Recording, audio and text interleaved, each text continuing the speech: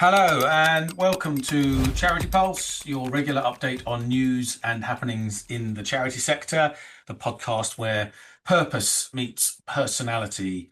I'm James Saunders, a partner at Moore Kingston Smith. I'm joined as ever by my co-hosts Catherine Rastromji, partner and head of charities at Shakespeare Martineau, and Charles Mesquita, charities director at Quilter Cheviot. And we're going to dive into the heart of the charity sector, unpack the big issues, spotlight unsung heroes, and share the stories that matter.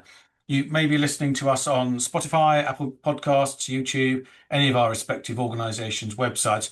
However you're listening, you're very welcome, but please don't forget to like and follow and subscribe and generally hit any positive feedback buttons you can.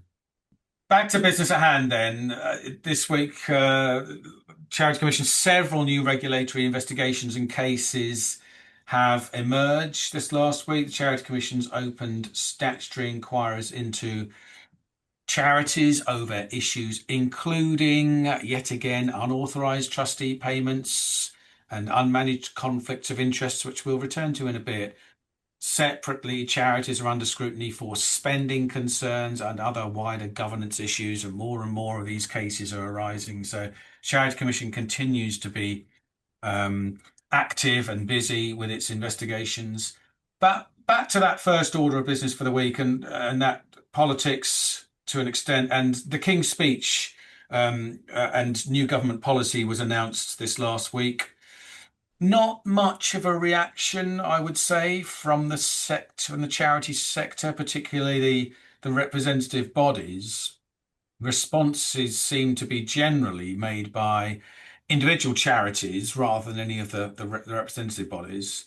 There's still serious concerns over lack of concrete action on social care funding in particular, battling the cost of living crisis, albeit, of course, the results, the economic results, the GDP results and numbers this last week have been reasonably positive, which might possibly give the government a little bit of breathing space before the impact of the Iran war really hits in the next set of results. In our sector, the National Care Forum seemed to sum it up really with generally a commentary that there's slim pickings, in their case, particularly for adult social care, but that seemed to be the theme across a lot of organisations across education, health, social welfare, environmental sectors, all seem to be not really much for us here. Charles, Catherine, your thoughts on this? Charles, I'll come to you first. Anything that really you saw from the King's Speech or from the government policy being announced, or was it all a bit of a damp squib, Charles? Well, I have to say, I got quite excited when you suggested we might talk about it. But then I was thinking about the King's Speech in the US, where I think he played an absolute. His Royal Highness played a blinder in both in Congress and at the state dinner. I mean, yeah, I mean the government is, I think, somewhere between a rock and a hard place, particularly with what's going on in the Middle East, and that we're going to just have increased problem in the cost of living crisis. To be honest with you, I think the damage has already been done with the increase in national insurance contributions, and I think the sector's still reeling from that. The only other issue, which is probably something is more of on a personal basis, is the highlighting of food security, which I do think is a massive issue, and there are some fundamental things the government needs to address. So, yes, probably the current government should focus less on leadership change and getting on and doing the job that they were elected to do on the mandate they were set. Yeah, Catherine. It's interesting, isn't it? I picked up more so the lack of commentary from the umbrella bodies. And I just see that as a slightly missed opportunity. I think if we're trying to say that charities are crucial and fundamental to the operation of UK society, then we should be hammering that home at every opportunity. And I think the King's Speech could have been a useful platform to say, once again, charities don't really seem to be factored into plans, and we've still got these challenges, and don't forget about us and the issues that we're dealing with on a daily basis. I think it's that to the general public that we need to keep drip, drip and get that message across. But I would see that more so for the umbrella bodies to have some sort of sustained campaign. Because I think, in contrast to, for instance, Hospice UK, I think they're doing a fantastic job at keeping on in terms of what hospices do and the challenges they face. It's not just kind of flash in the pan. So I did think possibly there was a missed opportunity for this one. Yep.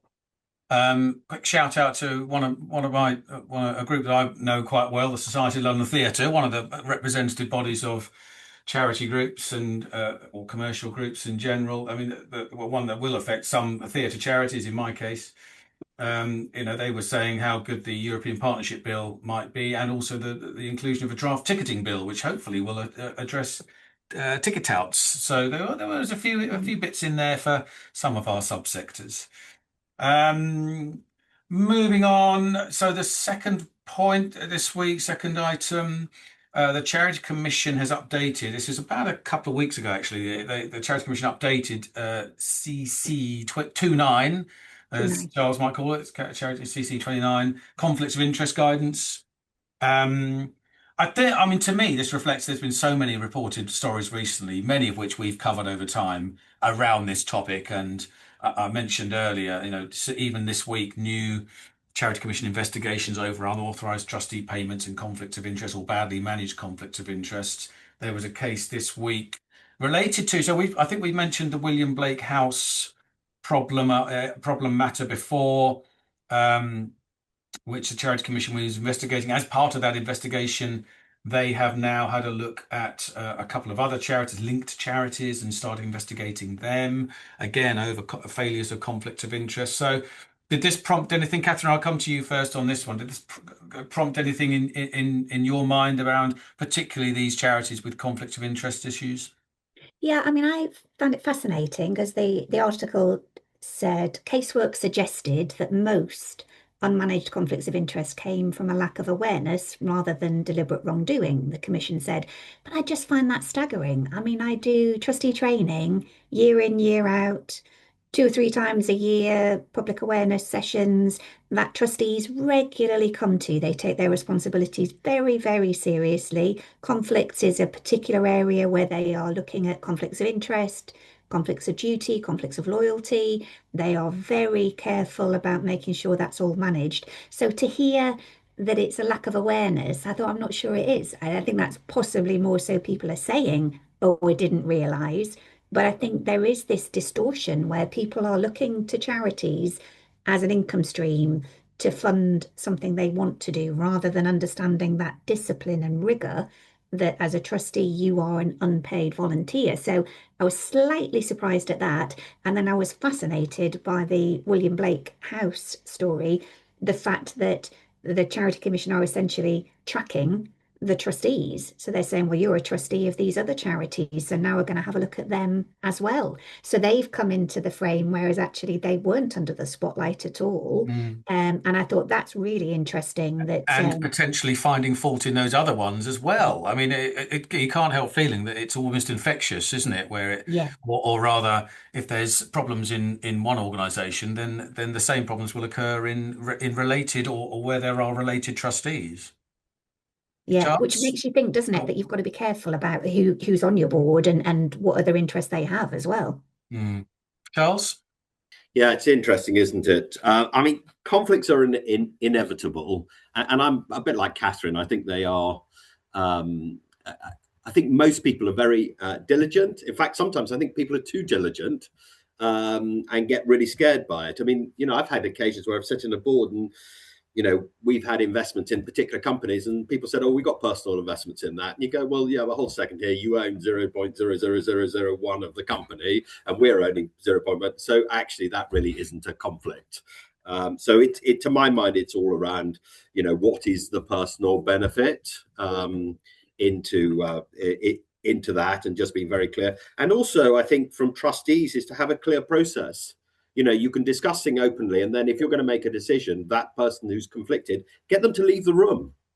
so that you can have that thing. And the other thing I always go back to is, if this hit the press, the Daily Mail or the Mirror or whoever it may be, how is that optic likely to play out in the public? How easy it is for you to come back with a robust defense. I think defense is too defensive a word. I think a robust response that actually proves that you've gone through the process and you're doing the right thing for the organization. Yeah. Good. Yeah, obviously an ongoing issue, and one that doesn't seem to be have any enormously effective solution at the moment. The next one, so the next topic to cover, this is really good actually. Charity Excellence Framework, which is Ian McClintock. Do either of you met him? He's got this website, the Charity Excellence Framework. It's really, really good, really useful for a lot of charities. And they've produced a report, Small Charity Crisis, Vital and Under Threat. Well worth a look. But it taps into what we've talked about before, which is at the moment small charities, and this actually relates to what we were just talking about, but small charities really struggling for support in the absence of the small charities set representative bodies, the Small Charities Coalition, which, as we've said, it doesn't exist anymore, and others who represented the smaller sector, and how much they are at risk, and the sort of support that they need. Again, Catherine, I'll come to you first on this. Did anything in here particularly pique your interest? It is very interesting, and I have seen Ian's post, I suppose, on LinkedIn as well around AI, because he's very prominent in terms of how the difference AI could make to smaller charities would be phenomenal. And I think he did post a little tongue-in-cheek comment that he was at a conference, and there were some of the largest charities in the country saying they weren't taking advantage of AI because they didn't have the budget for it, which was a bit of a kind of sniggering. You've got more budget than anybody else has got budget to do this. So really interesting findings. I thought, yeah, and a great resource, I suppose, for people to be aware of if they're not already. But I suppose where I did slightly lean back rather than in was, we're back in this perma crisis again. Everything's a crisis. And I just thought, in some ways, I'd want to turn it on its head and say this is an untapped potential. Here's the opportunity. Here's some top tips. Here's how to, get on top of this and make the most of what's available to you as an education piece, rather than I just think we can talk ourselves down too much, and then the mood tends to dip and the energy levels dip, and maybe charities just think, oh, it's too difficult and everybody else is finding it difficult, therefore let's not try. And I don't think that's quite right. Yeah, Charles. Yeah, I agree. I completely agree with Catherine. Words from Deborah Alcock Tyler, Chief Executive of the Directory of Social Change, will always turn round to you, because particularly a lot of these small charities are getting funding from local authorities where budgets are being squeezed and cut and everything else. And she'll say there's always money there. It's just about how you go and ask for it. I just think I agree with Catherine. I think we can get in too much of a downwards negative cycle. Yeah, life is challenging without a doubt, and it's likely to get even more so. But saying that, where there's a will, there's a way. Yeah, good. I'd recommend that everyone have a good look at the website and see what's on there, because it's very useful stuff, especially for those smaller charities that are lacking support. There is some there. Turning to an article in Charity Finance actually this last week, and they had a feature on public sector commissioning. So returning back to where we kind of started this episode around the relationship with government. There's some commentary including some contributions from the NCVO's CFO about charities commissioning from government, and the headline, too lengthy, bureaucratic and onerous. But quite a long feature on this. And again, we've talked about this at length in the past. Charles, I'll come to you first, because this is obviously something that you've talked about with some vigor in the past. The appetite for public sector contracts is falling. Would you agree with that? It's changing. I know that I've got a few clients who have been handing back contracts that they simply can't make work. to the advantage of their organisation, but to the detriment of their beneficiaries, it could be argued. How do you feel about this, Charles? Well, yeah. So, I mean, we've talked about this at length, haven't we? And I think there is no doubt about it. The problem, of course, charities always face is that the passion that they have for their beneficiaries, that they don't want their beneficiaries to be disadvantaged, and therefore they do everything they possibly can, including dipping into their own funds, rather than pushing back and saying to the local authorities, well, okay, fine, if you don't want to provide that service, you explain that to your constituents. And I don't think, again, the sector, which is easy to say, and I agree, difficult to do. I mean, Catherine mentioned the hospices earlier. There's always a tug of war about how much money the NHS pays to hospices and why there should be so much regional variation between one hospice and another, and children's hospices to adult hospices. It makes no sense whatsoever. But I think the really big thing, and I had quite a lot of hope that Keir Starmer and the Labour government coming in was actually going to have a look at this and really make some changes to it, because the cost that charities have to go through, the frequency of a pitching, I think is completely unforgivable. And I think there just needs to be a complete change in the way they do that. And then the final thing I would just say is that the sector needs to put its own house in order, because I think grant makers are also doing something similar in making it very bureaucratic for relatively small sums of money, where really what we should be doing is, if we've been set up as a grant maker to help support, we should be going out and finding and then really supporting, and not putting this through this whole process. And I think that this culture of having to check everything and being suspicious that things aren't being spent correctly just puts an additional burden and on organisations that really can't afford it. Yeah, good. Catherine? Yeah, it's a really interesting one. I mean, I would agree with both of you. I saw it more as kind of market forces that charities are saying, we're not playing this game anymore. Yeah. We don't want to bid for it. We're not going to.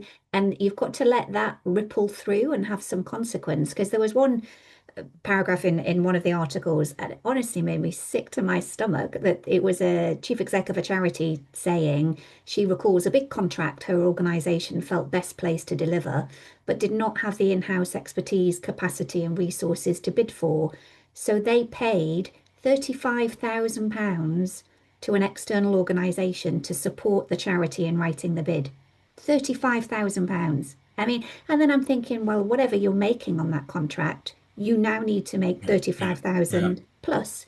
And that just can't be right. I mean, I just thought that was the world's gone mad.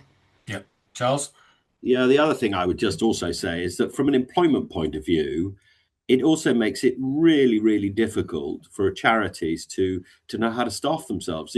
If a contract's coming up every 2 or 3 years, that's leading to having shorter and shorter contracts for staff, which is also you're losing a wealth of knowledge, experience, and everything else, and getting this massive turnover. So it's just creating more and more problems. I think government really does have a responsibility to look at this and to look at it in the round, not just at this sort of getting best value or whatever's the cheapest. I mean, they had a big enough problem with the post office, which has ended up costing the taxpayers a lot of money. This is something that they really could address, and they could have a much better, I think, and more productive relationship with the sector. Yeah, good. Couple more slightly off, let's say they're slightly off-tack stories. I saw the my friends at Homeless Link promoted A Million Acts to Hope this week, which is the week-long campaign, 13th to 20th of May. Happening at the moment, which is great, and it's supported by all sorts of brilliant charities, YMCA, Save the Children, Trussell, Friends of the Earth, the major one, large ones, small ones. But that's going on at the moment. So a bit of a shout out to that, which support that if you can. I would be remiss not to say in my world that there's an awful lot of attention on the charity SORP for accounting regulations at the moment. We've got a lot of seminars going on. I'd encourage anyone with any sort of financial interest in charities finance to attend ours and any number of webinars and seminars that must be going on right now. Our next one is on revenue recognition. 30th of June, sign up is open, so please do sign up and get yourself registered on that. And our webinars on a lot of these things are on our website at the moment. But it's a big deal in the charity finance world at the moment, with the new thresholds coming in, the new SORP coming in for this later this year. The 31st December year ends are going to be subject to it. So quite a lot of change going on. James, are you finding that a lot of people are struggling with the I mean, because there are 2 or 3, isn't it, major changes? Yeah, I think it's still going through a bit of discovery, really. It's it's really interesting, these webinars that we're running. I think people have got the basics of what the issues are, but there's so many nuances coming out of the questions from seminar attendees at the moment. We're in a particular situation. What about this? What about that? And that is what's really interesting, is the nuances. Unfortunately, there's very little black and white in some of these areas. There's an awful lot of, there's large amounts of shades of grey in where the questions lead us to. So at the moment, a lot of what we're doing is taking the questions we get and finding out the answers, rather than necessarily just stating what the SORP itself says. It's not that simple. But isn't that always the way whenever we get a change like this, is I think we're more aware of it this time. I don't remember it being quite so nuanced last time round. I think there's an awful lot of ingrained knowledge in the charity sector, in the finance teams, in organisations. They've spent the last 10 years actually looking in a bit more depth at the SORP than they would have done in previous incarnations. And now they're ready with more questions at an earlier stage. That's what it feels like to me. I think in the last iteration, 2015 was the last update. I think people left it to be told what was relevant to them. I think this time there's a lot more questioning at a lot earlier stage, well in advance of when people are actually having to prepare their own accounts. So which is encouraging, really. It does show there's more inquisitiveness, there's more understanding of the regulations and how important this sort of thing is to financial statements. Interesting. Yeah. That is probably all we've got time for this week. There's an awful lot of ground covered there. Thank you, Catherine. Thank you, Charles. Thank you to the listener for tuning in to this episode of Charity Pulse. We hope the conversations offered some insights and some inspiration, and some element of understanding of some aspects of what we're doing in the charity and social impact worlds at the moment. If you've got any questions or topics you'd like us to cover in future episodes, please do let us know. Whether you're a charity professional, passionate volunteer, someone who cares about making a difference, we do try and aim to make sure there's something here for you. Don't forget, please, to follow, leave a review, share our podcast with your network, and do join us next time as we continue to explore the challenges and opportunities facing our sector. Thanks very much. Bye-bye for now.